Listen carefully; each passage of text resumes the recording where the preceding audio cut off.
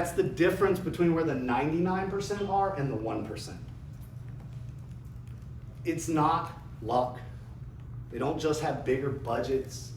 They don't have better technicians, vans are shinier. They have the right tools to give them the information and intelligence they need in a time they need it so they can make the decisions they need to. Saving that 11% of revenue. Reclaiming 85% of the time it takes to do documentation. Putting technicians back to tools in hand, getting stuff done, and making a difference in their environments. They've eliminated the labor tax while the 99% are still paying that labor to write things down.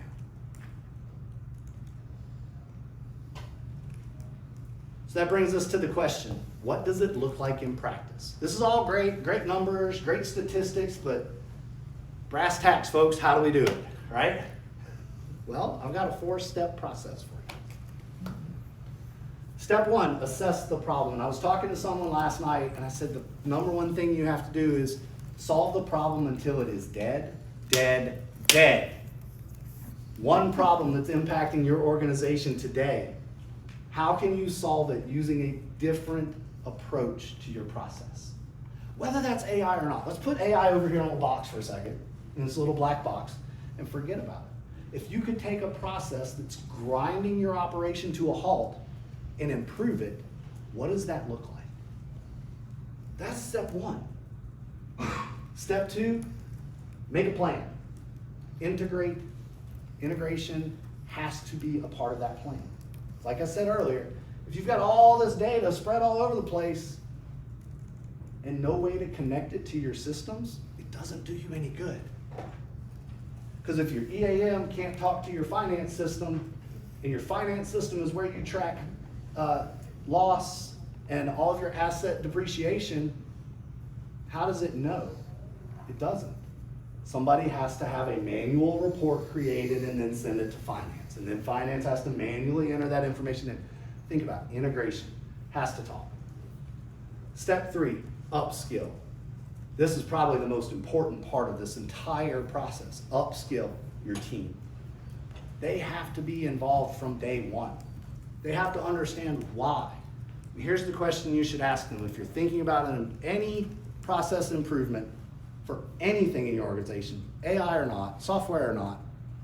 Go to your teams. Where does the process break down for you? Not where do I fail you, where does the process fail for you, the frontline employee who's out here grinding the gears every day? It's going to do a couple of things. One, it's going to buy you trust. Because they're going to go, oh, he actually cares about what's happening to me now. She's worried about my productivity and my health and well-being. It's also going to buy you buy-in. Now they're involved in the process. And you keep that going as you integrate them into your plan, your data into your other systems. Now your people are connected as well, right? The last part of this is after you've identified the problem, you've built the team around it, and you're ready to scale it out to the organization, you have to build in continuous learning loops.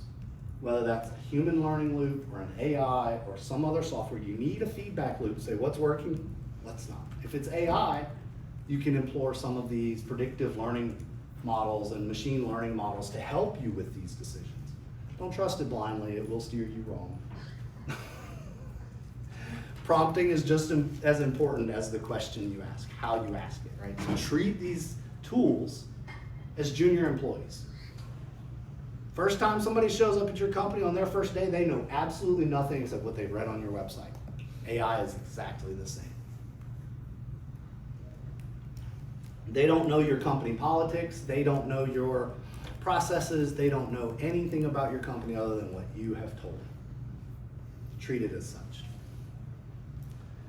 Once you're ready there, you can scale it. Now Bailey reminds us, don't forget about Bailey, that enterprise AI is not ChatGPT, is not Gemini. Those are tools built for and designed for personal use. They don't have the enterprise level security around them. You don't want to copy and paste a sensitive document into ChatGPT, and your floor plans count as sensitive documents. Don't do it. 80% of data breaches are copy paste ChatGPT issues. 80%. Let that sink in for a second. People are well-meaning, but they're poor executors. The human in the loop is often the problem.